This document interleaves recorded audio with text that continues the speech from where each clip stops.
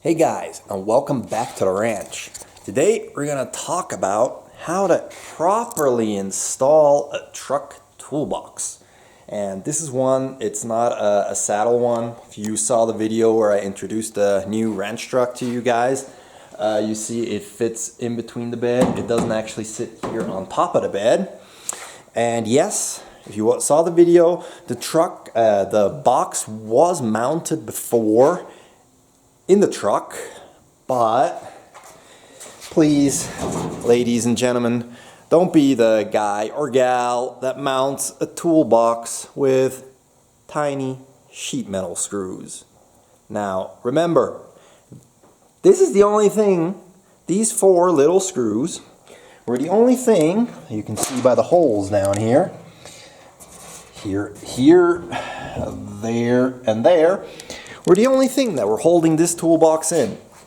Now, when this toolbox is fully weighed down with ratchet straps, chains, I don't know, a jack, whatever else you want to put in there, now imagine you get into an accident.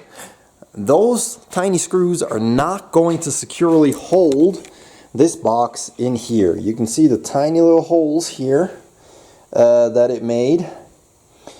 That's not good enough. So you've got this giant projectile with a couple 100 pounds in the back that is just going to make its way, where do you think?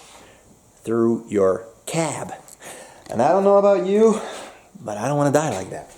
So what you want to do is go to the hardware store and pick yourself up proper bolts, washers, and in my case I got nylon lock nuts to put on the bottom because that's the easiest way if you want it to be secure and to be able to take it out again. You can also use regular nuts and just use like red Loctite or blue Loctite, but it is very important that you use the right hardware to screw this box down. Yes, you're gonna have larger holes in your bed, but what do you prefer? Larger holes in your bed or being squished to the front steering wheel, whatever, when the when the toolbox makes its way through the cab of your truck in an accident? Now, I don't know about you, I prefer the larger holes in the bed. So what we can do, however, is use these holes that are already here now as pilot holes for the bolts, for the new bolts that we got here. Now, don't ask me what size they are. I do not do SAE, but that's the only thing you can buy over here in the US. I do metric, so I just got what fit together. So it's going to, let me see, go like this. There we go. You're going to have your washer on top, then the bolt that goes through the hole, through the washer, and washer on the bottom, and the lock nut coming up from the bottom. Now you're going to need two people to actually secure it afterwards, because someone's going to have to hold the nut on top, the bolt on top when you're tightening the nut so it doesn't spin. But I'm going to go ahead and quickly drill out those holes. Come on, camera. Drill out those holes, and as I said, I'll use the little holes that are made by the sheet metal screwed as pilot holes. Let's drill those out, and then we're going to give the hole that we drill here through the bed quick painting with a little bit of black paint, because you will be exposing metal in here. Most of you probably will have a steel bed box, so you want to put some kind of paint on there. Doesn't matter what, just to cover the blank metal. If you have almost lost you guys there. If you have an aluminum bed or a composite bed, you don't have to do that, because obviously your bed is not going to rust. But since, as I said, I got a steel bed, that's what I'm going to do. So let's get to drilling, let's get into painting, and let's look at the product when it's done. And now you can see toolbox is mounted.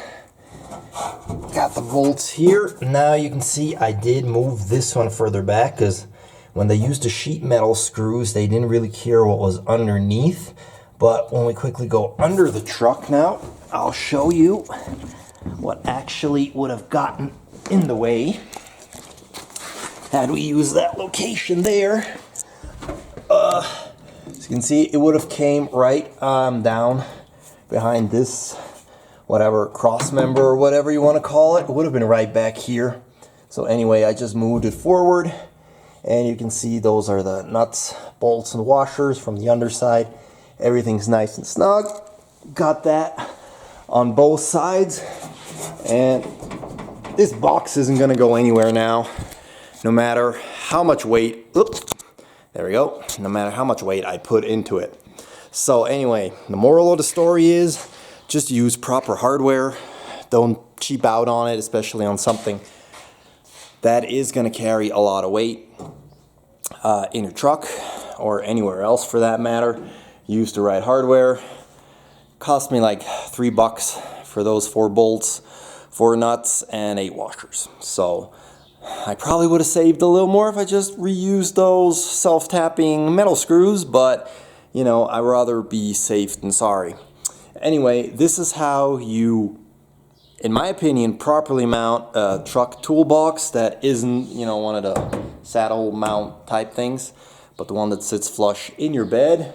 I hope this video was informative for you guys. If it was, please do give it a thumbs up. Like, comment, subscribe, all that good stuff, and I'll talk to you guys in my next video. Thanks a lot.